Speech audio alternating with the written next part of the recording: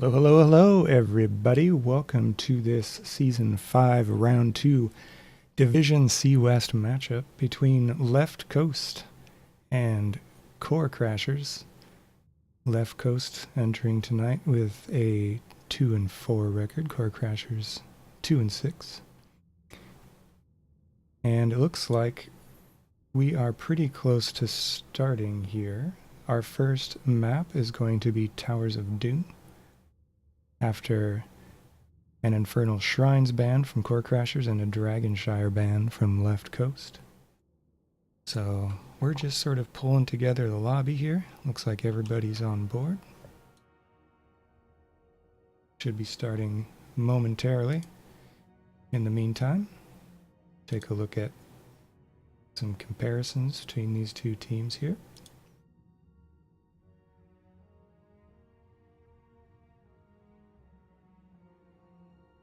So, statistically, these teams are very close, as you can see. The main difference that I'm seeing here is average game length, 3 minutes shorter for Left Coast. Take that as you will. You can also see a little bit of information here about the lineups and maybe some heroes we can expect to see in the draft. I'll make sure the captains are about to be ready here to get started.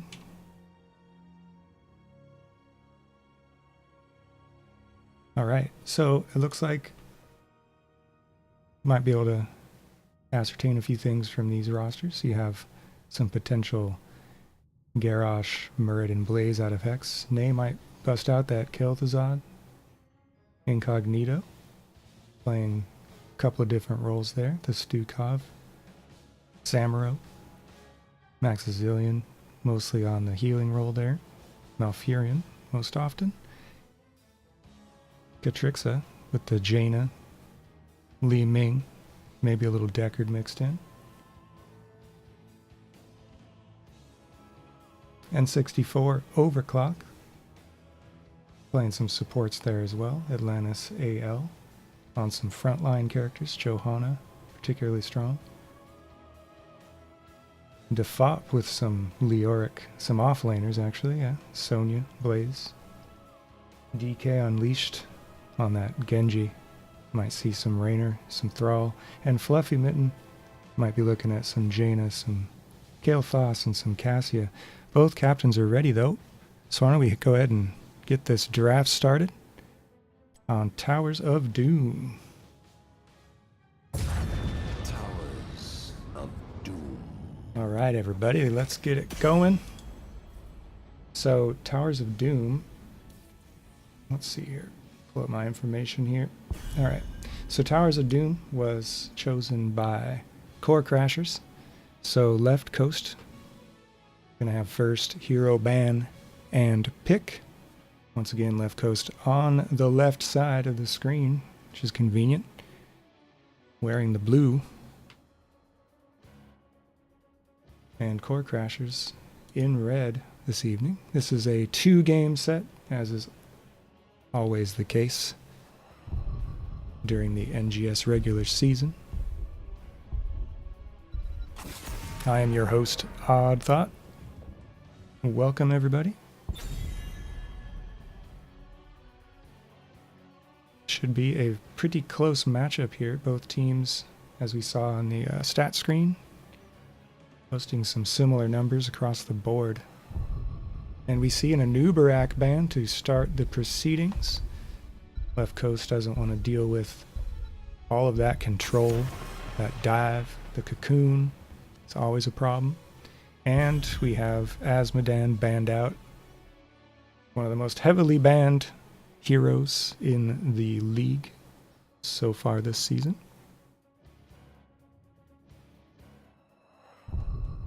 And Left Coast is thinking about their second ban in the first ban rotation. What might we see here? A Johanna ban. So Johanna, if you're a regular of NGS games, you know Johanna is ubiquitous. Probably the most popular warrior, certainly in Division C. Are we going to see maybe a Jaina band perhaps? She's also very popular.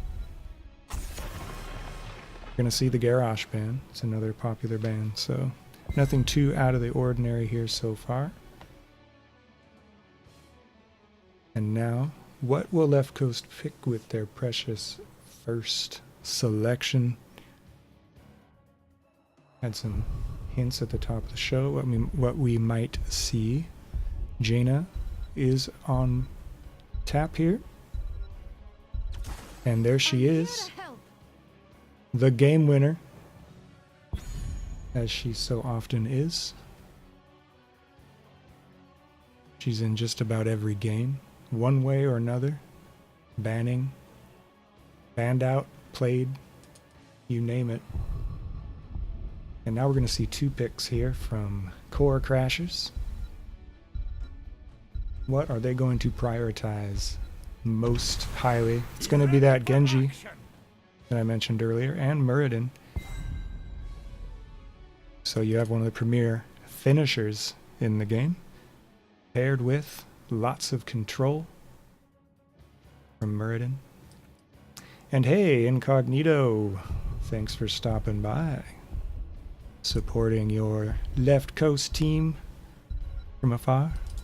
It's good to see you. Alright, so this next rotation from Left Coast is going to have Artanis and Diablo, so they invest in two very capable warriors there.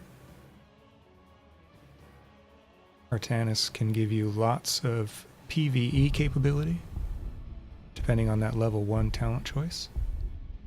Extremely good 1v1 bruiser.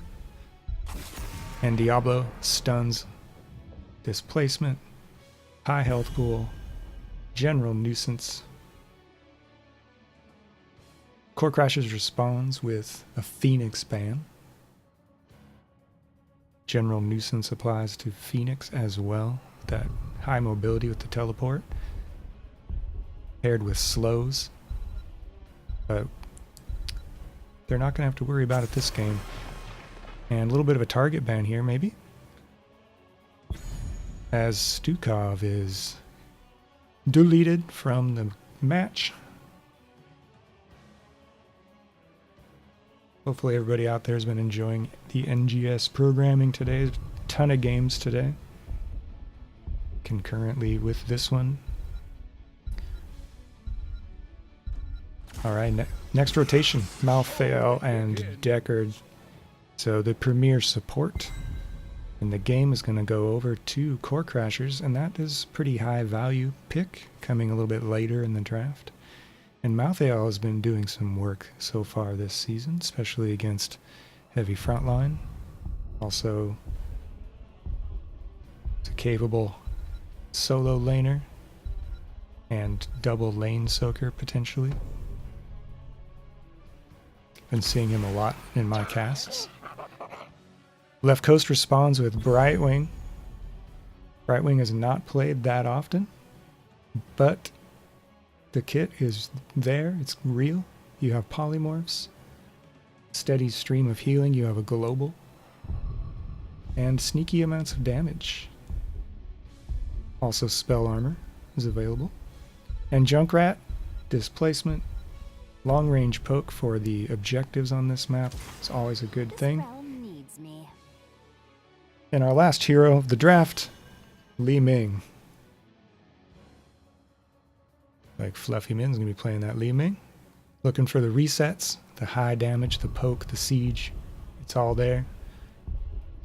As we are about to begin Towers of Doom between Left Coast and Core Crashers. Cat's making an appearance here. Might actually hear her. Let's hope not. Alright. So, Left Coast.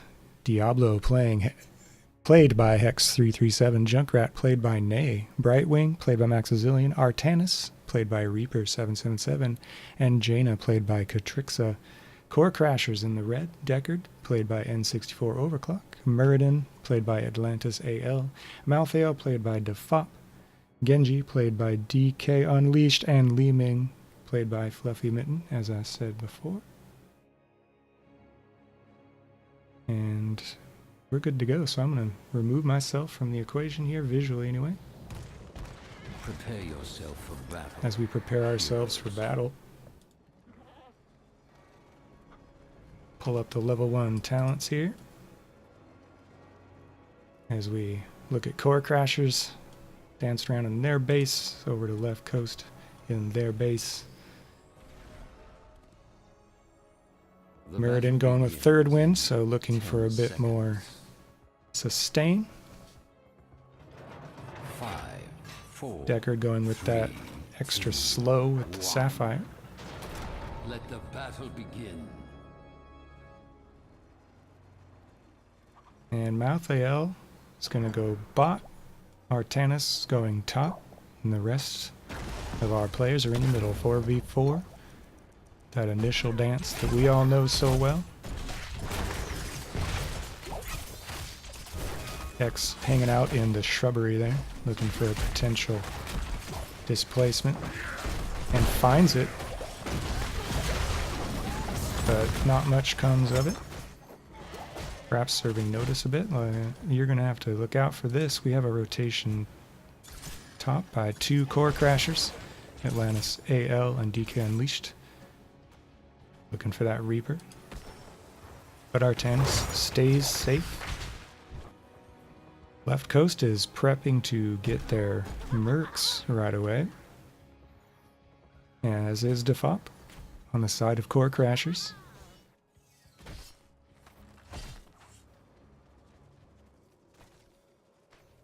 We see a 3-player rotation.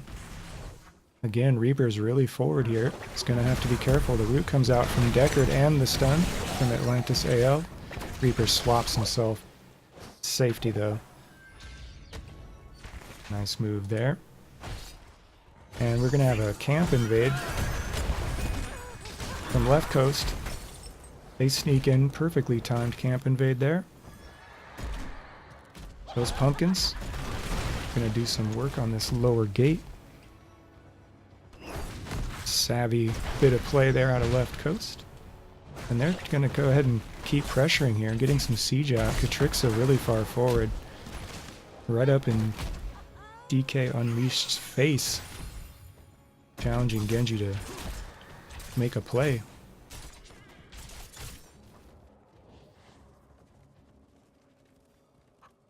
Two teams are just going to rotate past each other as Core Crashers cleans up their bot lane. And they start to rotate mid, where you have a couple of left coast players hanging out. So we're just kind of doing a dance here. Nay taking half of his life in a one burst.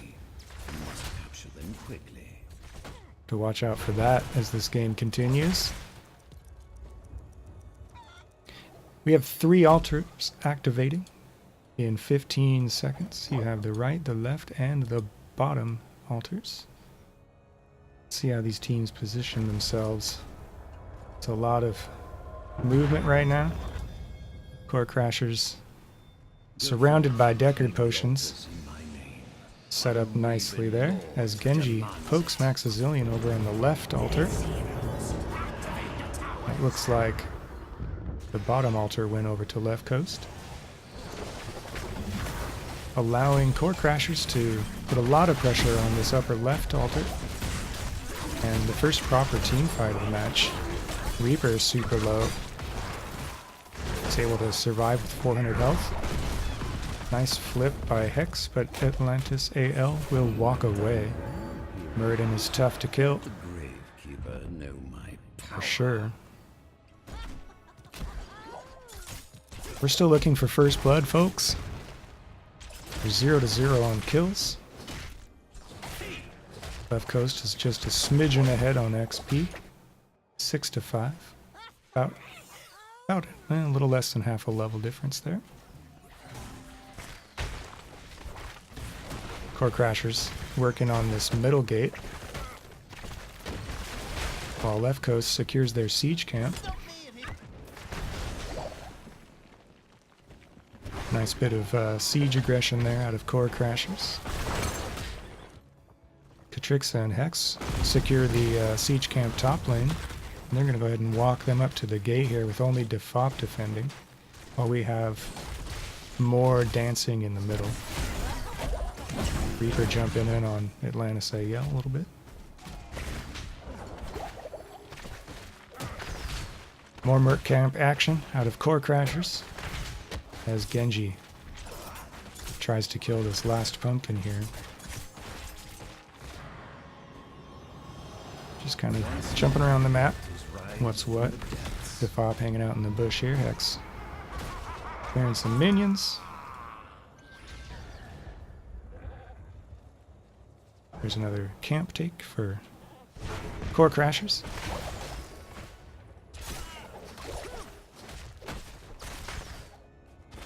And the next altars spawn in 5 seconds. Actually, there's only one of them. So this will likely be a pretty big skirmish here as both teams assemble. Hex is split off from his team though. Bit of a strange shape for Left Coast at the beginning of this. Boots come out from Decker. Reaper's super low. 500 health, 200 health. And Li Ming is going to get the resets off of that kill. Artanis first to die in this game. First blood goes to Core Crashers. Nay's going to try to poke here with the Junkrat bombs. It's not going to stop Core Crashers from securing the altar. And we are at 32 to 32 on core health. Nice tight game here. XP basically identical. Hex and Katrixa seeing something here. Max is in. Oh, a little bit of a anti-synergy there as the charge causes Reaper to miss the swap. And Defop is going to eke out the last bit of health there. 150 health to survive the pick attempt.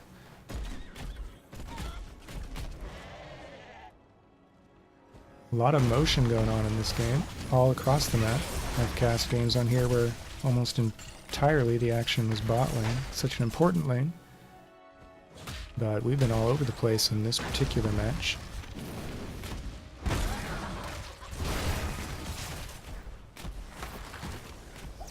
Katrixa taking some damage from Genji. She's a little low on mana there, but it's going to go ahead and come back in. Split off from her team. Sort of dangerous. And Max Zillion is going to pay for that shape. Core Crash is doing a nice job paying back Left Coast's earlier camp steal with one of their own. And they're going to move over maybe, and nope, they decide to go ahead and support. Or not support, but assert themselves here. Thought they were going to go for their own camp there for a moment.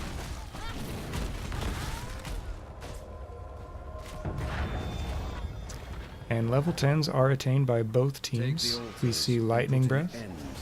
Well, first of all, we have 2 altars up here. Nay's poking Genji, and we have more of a team fight going on in the upper altar.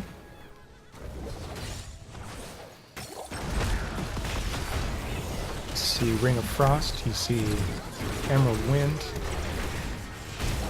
Out comes the Taya from Junkrat, getting some value there. Ring of Frost coming out. Decker Kane tells a story, freezes up several members of Left Coast, but there's no damage output to follow up on it. It's a nice play from Hex on N64. Overclocked, who will die. We're at 2 kills to 1 in favor of Core Crashers though. That was Left Coast's first kill. Nay secures the bottom altar. And Left Coast continues to press in here. You can capture this bottom lane keep. It can give you all kinds of advantages on this map. It is a 5v4 here, as Deckard returns to action.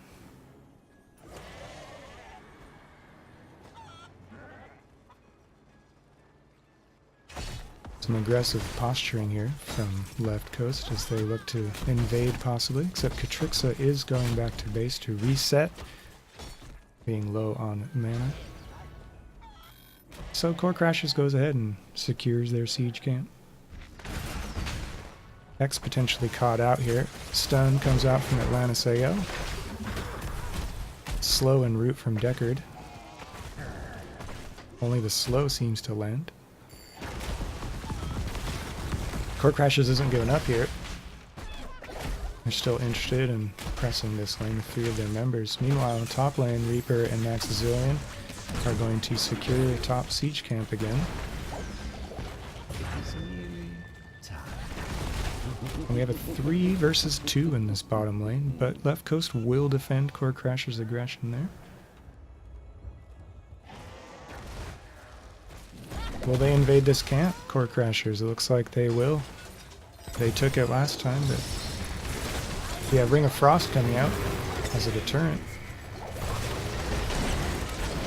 May sending out that tire, getting some damage done. X is super low, but Lightning Breath comes out and catches Deckard. Atlantis AL really low as Reaper tries to secure that kill and does. That's 2 more kills for left coast. Looks like Genji's in trouble here. The polymorph. Maxazillion making some plays there as Genji will fall. Like all the others. And that's going to give left coast a 32-20 lead on core health. And it looks like they're just going to go ahead and take this bottom keep. Core Crashers defending with 2 members, Defop and Fluffy Mitten. You see Deckard returning to action once again, along with Muradin. And that will be enough to dissuade left coast from finishing off that keep. But it is going to sit there at about 25% health. Going to be a thorn in the side of Core Crashers for a while, potentially.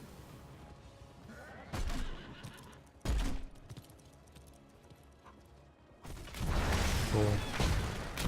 Poke action, X diving in. Out comes that Riptire again into the ring. Deadly combination there. Atlantis AL polymorphed and killed.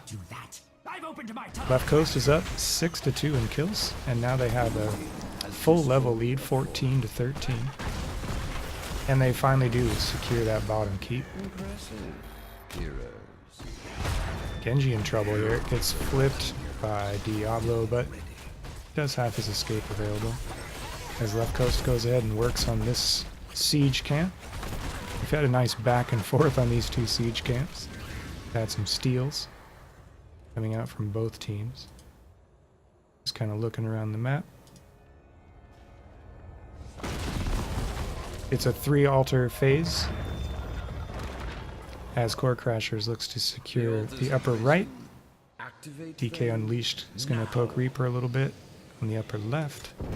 Maxazillion is going to capture the bottom one. The altar is ours. Fire upon the Gravekeeper. 29-15 in favor of left coast on core health. And they're going to go ahead and make a boss call here. Should be safely secured there as Core Crashers works on clearing bottom lane. Perhaps with an eye to reclaim their keep, but they actually rotate away from it. And they're moving middle.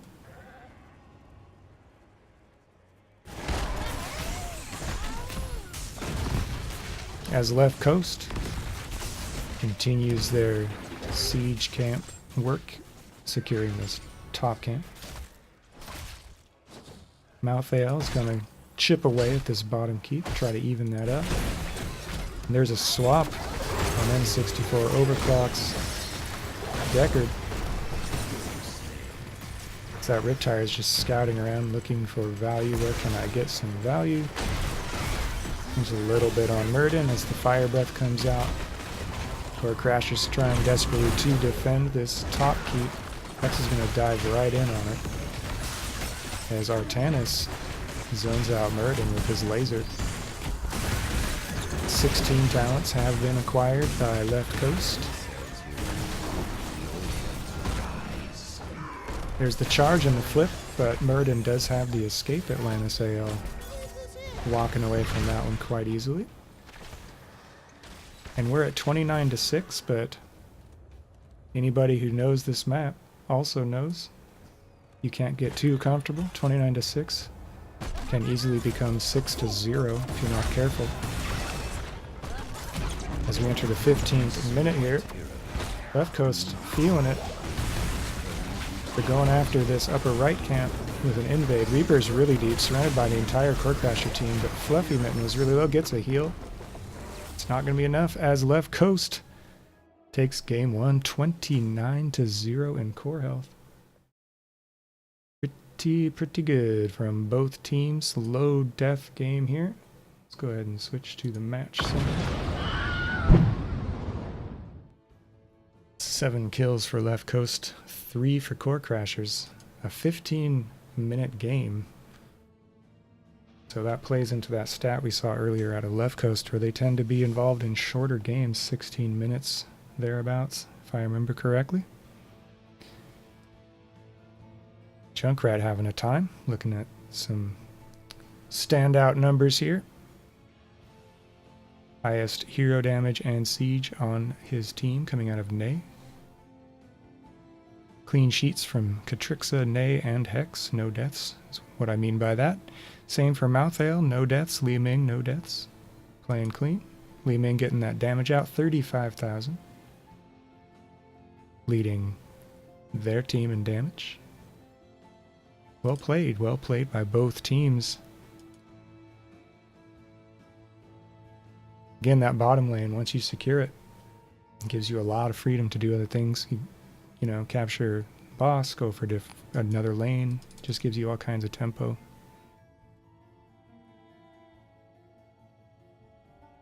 We're going to go ahead and give 1 point to Left Coast as they look for a 2-0 domination, perhaps, and Core Crashers is going to look to even it up with a draw going into game 2. And that map is going to be Tomb of the Spider Queen, which is Left Coast's selection. So I'll go ahead and set that up in just a moment here. And while I'm doing that, we'll look at Tomb of the Spider Queen, an overview of it, in case we have some folks who are new to the game, want to learn a little bit about the map. So I will see you on the other side of that. Fantastic game 1. Congratulations to Left Coast. Well played by Core Crashers. We'll be back in just a moment.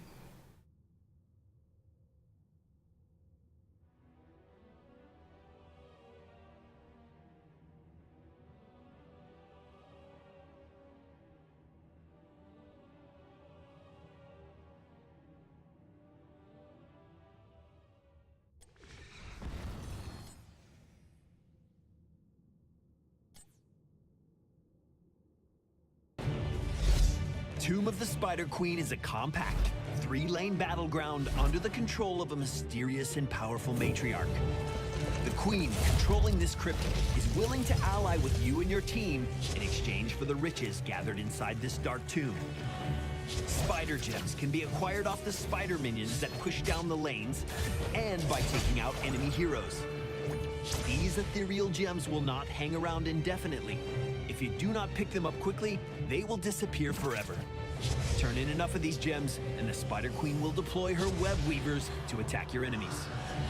Each subsequent time you return to seek the help of the Spider Queen, she will ask for even more gems than before, so prepare your supplication accordingly.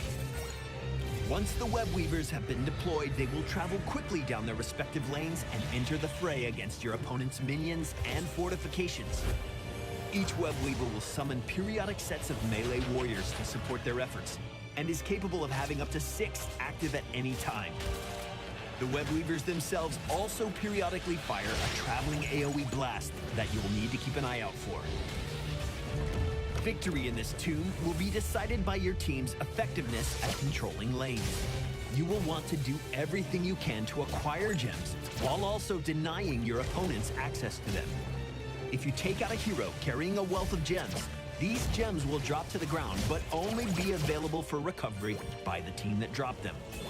Do everything you can to ensure that these displaced gems disappear before your opponents can recollect them, and you will certainly find yourself inching ever closer to a win. If you are unable to keep your enemy from gathering gems, you can deny their ability to turn them in at either of the two drop-off locations. Due to the compact layout of the map and the objective design, this battleground is rife with action. If you're looking to augment your strategy, there are also 4 mercenary camps spread across the map. Will your team successfully please the Spider Queen, or will she crush you?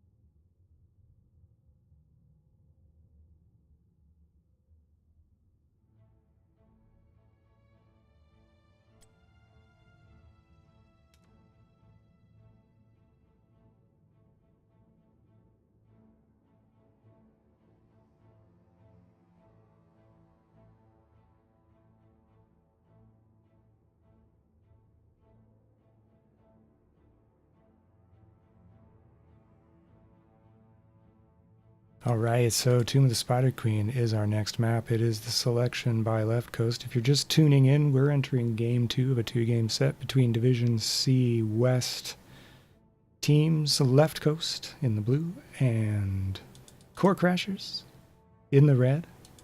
We're just about ready to get started here with the draft. Left Coast taking Game 1 on Towers of Doom. Both captains are ready. So let's go ahead and kick off draft number 2. Tomb of the Spider Queen. Alright, this is a fan favorite, Tomb of the Spider Queen, very popular, at least with members of my play group. I think it's secretly a very snowbally map though, so watch out for that. If a team can seize control of the middle of that map and prevent turn-ins from their opponents, they can make it very difficult indeed. First ban coming out of Core Crasher's camp is going to be Asmodan. Not a surprising ban there, just generally speaking. He's much reviled, kind of overtuned hero at this time. Let's see what Left Coast wants to get rid of. So we saw that same first ban out of them from Game 1. Bye-bye, Anubarak. Left Coast doesn't want to see all those stuns, all that control. They did have a rough time in their last game with the Nubarak, or last match yesterday. Seem to remember, since I did cast for them yesterday as well. And we're seeing another Garrosh ban here.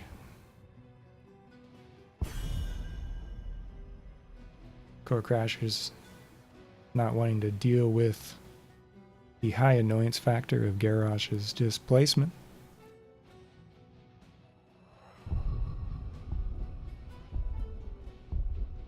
Alright, and I just want to thank everyone for watching. I know there are a lot of NGS games on tap right now, and after this match is over, I'm going to be rating another game, so stay tuned for that as well. We're going to see the Jaina ban.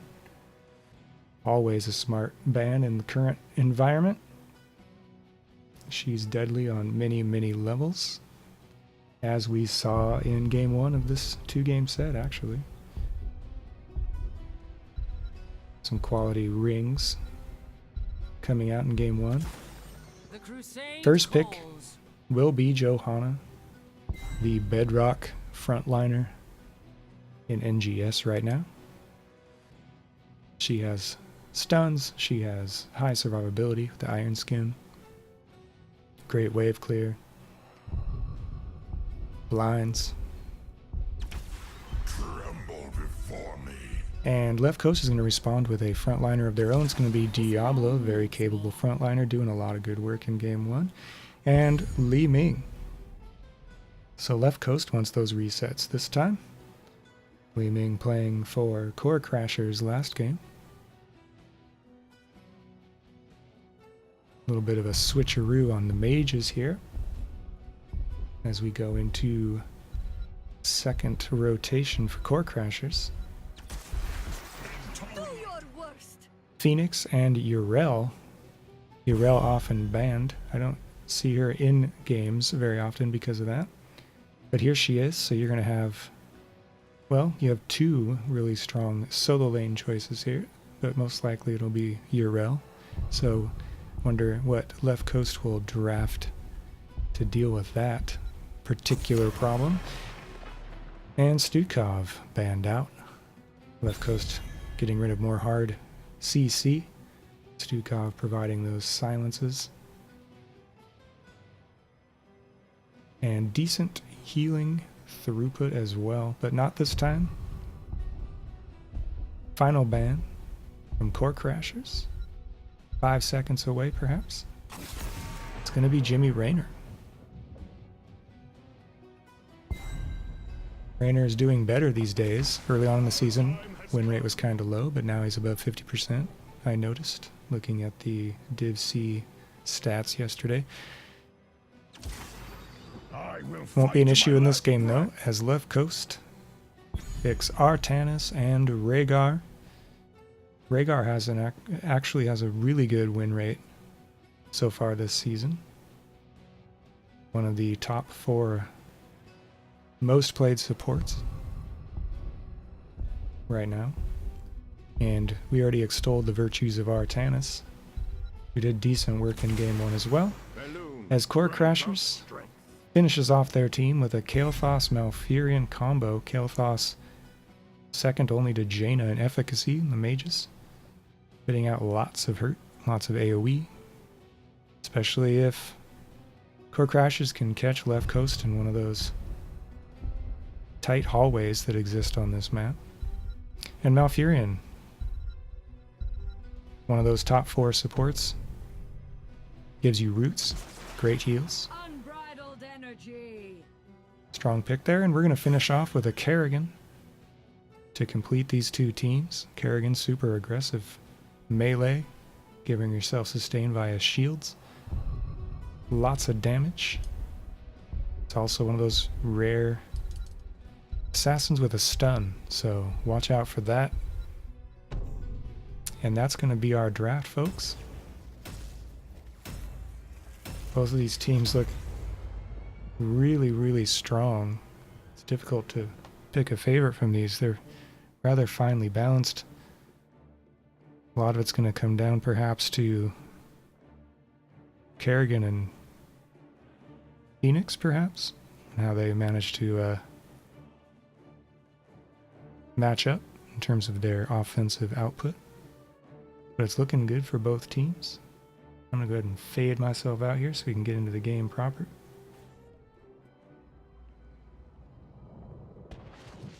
Alright. So, starting on the left side is left coast. You have Diablo, played by Hex337, Kerrigan, played by Nay, Rhaegar, played by Maxazillion, Li Ming, played by Catrixa, Artanis, played by Reaper777. And we have Core Crashers in the red on the right side. You have Malfurion, played by N64 Overclock, Johanna, piloted by Atlantis AL, Urel, played by Default, Phoenix, by DK Unleashed, and Kael'thas, played by Fluffy Mitten. Urel is going to start the game off in the top lane, so we have a 5v4 to start game 2 in the middle. Reaper with a bit of a exploratory move there.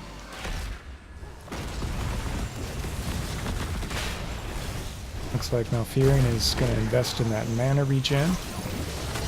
Nice combo there on Atlantis AL, but it is a Johanna, so no harm done. As we have a 4-player rotation down to bot lane out of Core Crashers, looking for a Reaper. Left coast goes the opposite direction. More typical rotation here is top and mid. Core Crashers opting for a variation on the theme, going mid-bot. And Urel has rotated all the way down. From top lane to start this solo lane battle in earnest.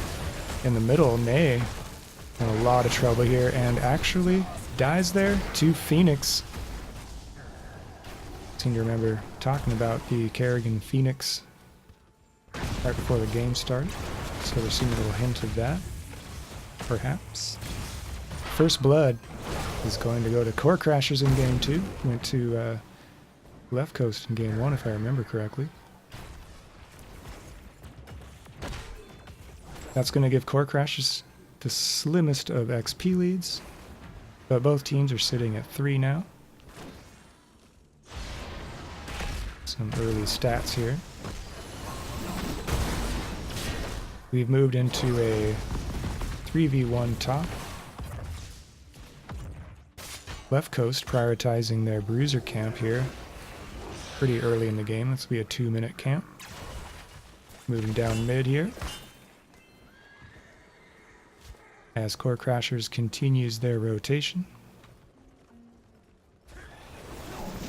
And Left Coast reaches level 4 first.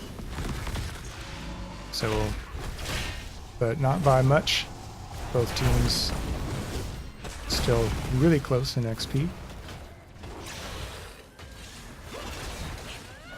Nay going in on Atlantis AL. Gets blinded, spanked.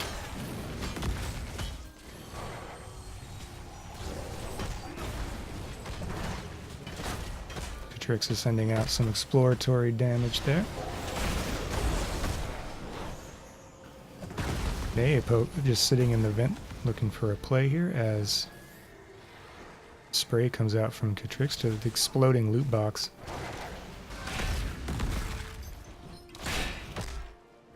Let's check in on bottom lane here. Reaper's pretty low on resources. Urel looks to be dominating that environment for the time being. Maxazillion considers coming down to help out for just a bit, but that's going to create mismatches elsewhere perhaps. Although, as I say that, we have a 2v1 top lane as Nay continues to harass Atlantis AL.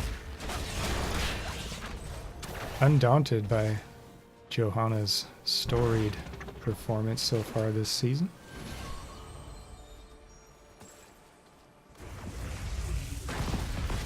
Both teams do have turn-ins, so there's going to be a little bit of nervousness going on here. To keep vision on these turn-ins. As Hex takes a lot of damage in this particular engagement. And Phoenix playing well. DK Unleashed having a great early game, securing another kill. Both kills secured by Phoenix. The only 2 hero kills in the game. Nice Kael'thas stun on Kerrigan with the root follow-up, and that is another kill for Core Crashers. They're up 3-0 and they hit level 7 first. Looking really good in this early game. Obviously keeping their morale high after losing game 1. And look at this. You have 4 Core Crashers on Hex, down to 300 health and will die, and that's another kill for DK Unleashed, getting tons of value out of this Phoenix. Nay is facing down 3 members of Core Crashers here as they push in on top lane. However, it will be Left Coast with the first web weavers of the game. Bottom lane is the most pushed in Left Coast's favor. They will, however, throw their hero support behind the middle lane. Perhaps recognizing there's only 1 defender. Core Crashers rotates down. Nice flip there onto N64 Overclock by Diablo. but it's not a full-on engage there, so no deaths with it. Lefko's still looking for their first kill. It's 4-0 in Core Crasher's favor. Reaper flying into the middle of Core Crashers will die, and that is another kill for DK Unleashed. Phoenix is on fire. Valkymer asks, so why Malfurion with no diver?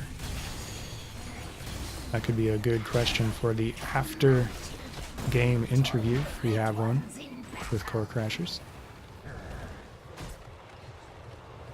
One thing that could be said, I suppose, is that hard CC is always going to be useful, one way or another.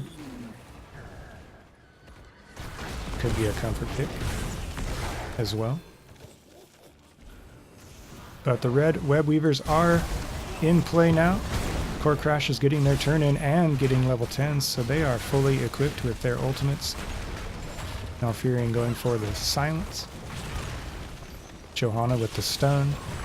So they're going for more crowd control. Phoenix out of Kael'thas. Purification Salvo and Ardent Defender to round out the ultimate choices as Left Coast hits level 10.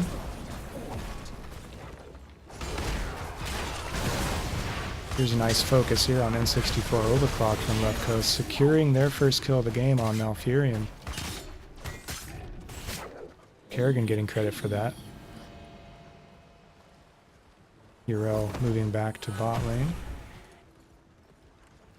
Warriors dancing around each other in that vent.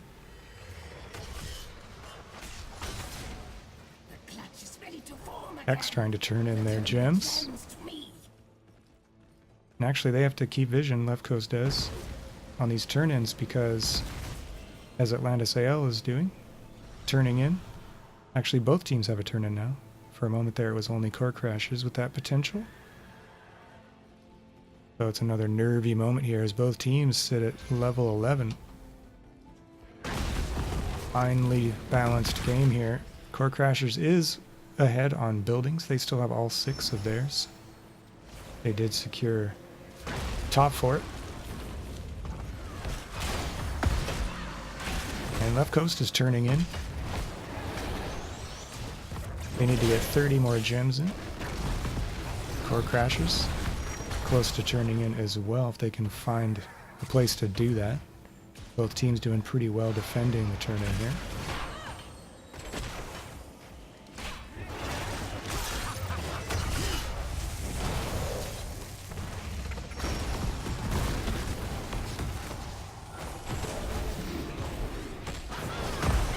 Really busy top third of this map right now as neither team wants to allow the other to turn in.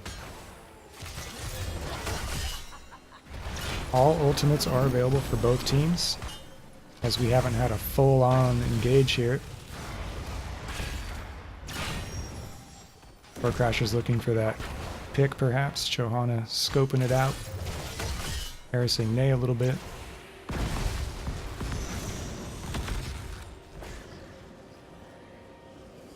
Tension is real, my friends, as Core Crashers tries to turn in. Hex starts a little something.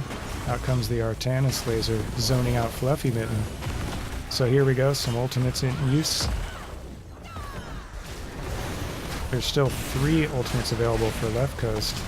As this engage continues, Purification Salvo comes out from DK Unleashed. Reaper down to 200 health, and Phoenix will secure that kill. Nay super low, and there's another kill for Phoenix. Phoenix is going wild. Someone other than Phoenix finally scores a kill there as Yrel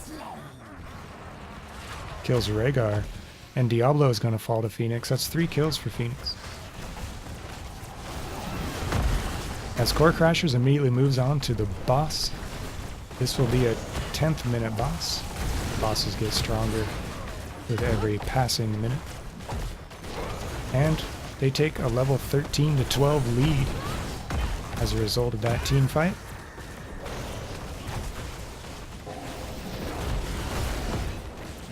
We see the Blessed Hammer out of Johanna. Nature's Swiftness out of Malfurion. As Reaper's gonna get caught out here and deleted. That's another kill for Yrel. That's 10 kills to 1 in favor of Core Crashers. Left Coast is going to have to be careful here lest this game slip away entirely. Despite the disparity in kills, they are only 1 level down. Well, 2 levels down, about to be 1 level numerically. As they are about to get 13s. And Core Crashers moving in on this middle fort. They're going to extend their building lead as their Web Weavers descend. They see some resistance from Left Coast, so they go ahead and ease on down the road to bottom lane, where they will probably take bot fort, it looks like, as Left Coast is just finishing up there, starting their rotation. No. Looks like Core Crash is just going to play it safe. A little bit of a hesitation here on where they want to go next as Left Coast finishes that. There is a Web Weaver still alive top lane. Yrel's just going to help that along in her solo laner capacity. 13 to 15. This is a small window of opportunity for Left Coast to do something before Core Crashers hit 16. Would be a good time for Left Coast to engage, perhaps. As soon as Core Crashers hit 16, that window will close. And we're not going to see any kind of aggression from Left Coast quite yet. So we're at 16 to 13 now. Things looking really good for Core Crashers as they choose their 16 talents. Here's an aggression, and that's not going to go well for Ney. Kel'Thas getting that kill. Artanis' laser chasing N64 overclock a little bit, but that won't prevent the Bruiser Camp from being stolen away from Left Coast by Core Crashers. Nice aggression here out of Core Crashers, really making the most out of their advantage here. Not only do they have 16 to 14, they have a 5 to 4 for the next few seconds as Ney waits to resurrect. And that's going to be a swap here on Phoenix. Reaper taking about half of his health as a result of that. As Core Crashers withdraws. To the turn-in, because both teams can turn in. Remember what I said earlier, you can get a lead and control the middle of this map. It can be quite snowbally. And Core Crashers is doing a great job of snowballing this map. 17 to 14. Hex base checks and gets deleted by Kel'Thas. Phoenix putting out a ton of damage. Malfurion killing Li Ming. Phoenix killing Rhaegar. This is looking real good. As Reaper gets rooted and blown up. Ney, super low. Will also die. Yrel getting 2 kills. Core Crashers is super low, but they could potentially crash the core here. They do have a lot of mana and so on. What will they decide to do here? Looks like they're going to go ahead and bide their time. But they secure the first keep of the game. They rotate mid to support that Web Weaver. Might as well get more siege done. Left Coast needs 16, but they're almost a full level away from that. Maybe, well, 3/4 away. So they're going to have to be content with clearing. Ney defending top here. Yrel leaping in. And now the full Left Coast team shows up. And now we have a fight. Left Coast does not have 16, so this could be quite painful for them indeed. Artanis dies. Hex dies.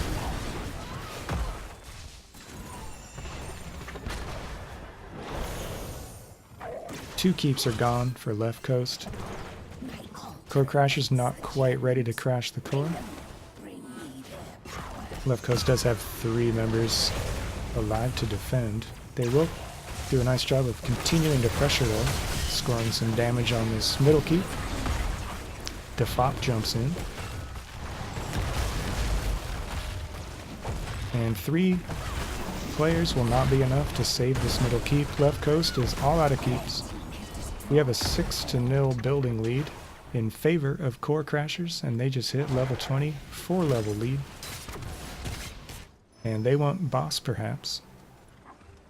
Left coast does have a turn-in available, but the lanes are pushed quite a bit. They want to defend this 16 to 20. Why not? They can get an early pick here, could really help them quite a bit, and they do. But Yrel kills Kerrigan in turn. Rhaegar also dies. It was always going to be difficult for Left Coast to make this happen, given the level disparity. And that is almost a complete team wipe on the side of Left Coast.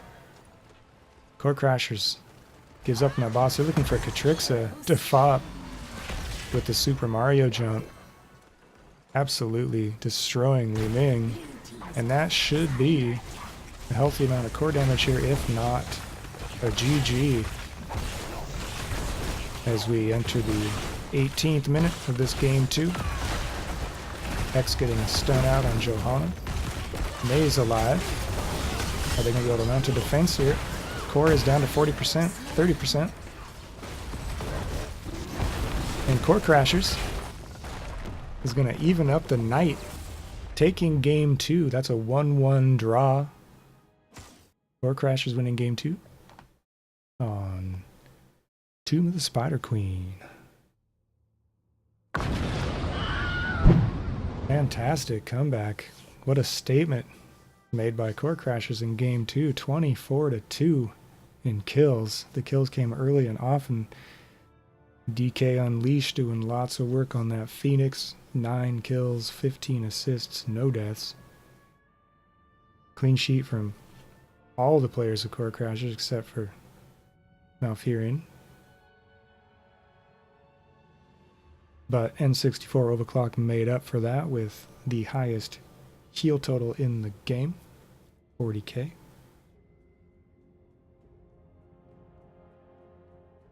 It's quite lovely when a team loses game 1 and is able to maintain positive mindset, come back and do something like that in a game 2. It's impressive stuff. Well played, well played. What else can be said there? Rough game. Kel'Thas doing well. 5 kills. Highest siege in the game. Highest hero damage in the game. Edging out Phoenix by 1k. So overall, very strong performance in game 2.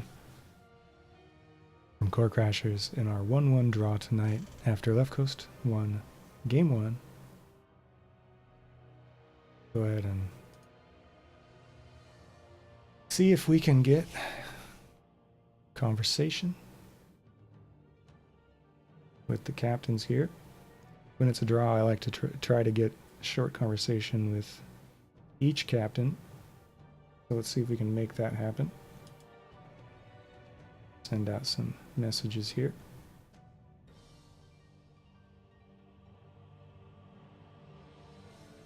Let's see. So just for a moment here, I'm gonna jump out to the stat screen while I set up these interviews.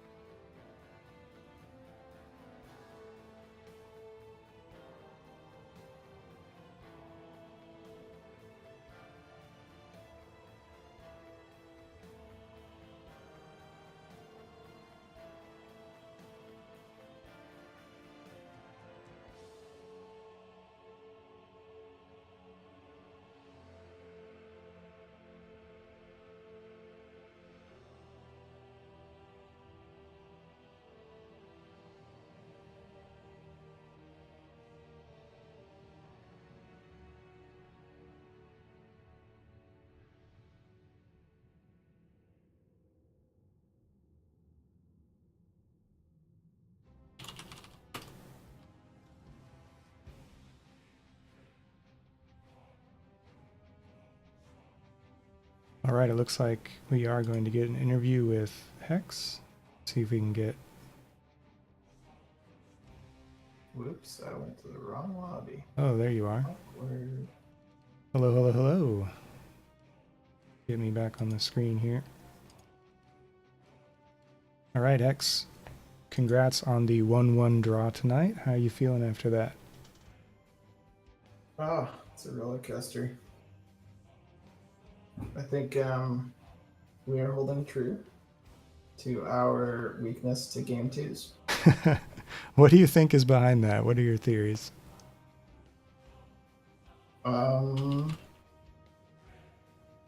That's a good question. I don't know. I think usually the first game, I feel like we have more of a plan, and by the time we finish the first game and go into the second game, everyone's so relieved that the first game is over that we don't even think about the second game, and then it's like, oh shit, what should we do? And then we just kind of draft a random comp. Is that what happened in game 2? Not quite. We Walk me through your draft a little bit without revealing too much, I suppose. yeah, that was. We had a very specific draft in mind, and then had an opportunity to pivot when we saw what they picked. Decided not to, and what they picked worked really well against what we picked. So, yeah. That was- Oh, go ahead. No, just we were. I think we've been trying to work certain comps in practice, and we wanted to try it out in a real game. Mm-hmm.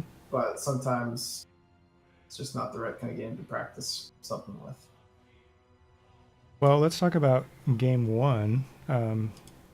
What's your reading of that game? Like, what do you feel really went right for you guys tonight in game 1? I think that game we showed some really good shot calling. I felt like our camp rotations were on point.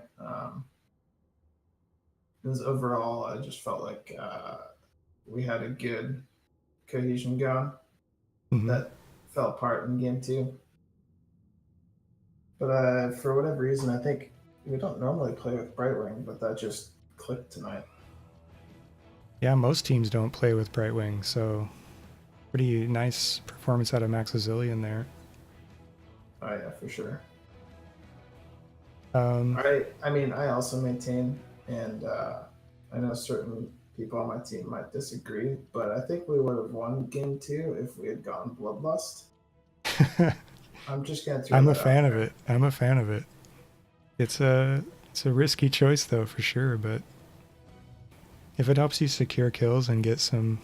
Well, let me ask you why you like it, if you're not just trolling me.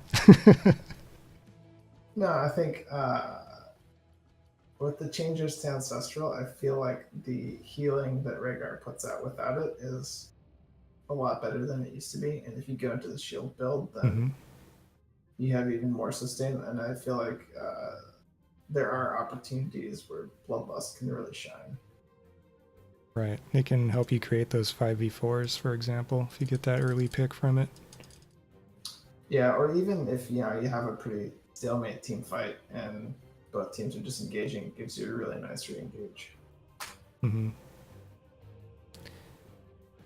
Well- But yeah, game 2, I would probably boil down to a couple early picks that shouldn't have happened, coupled with us just kind of falling apart toward the end.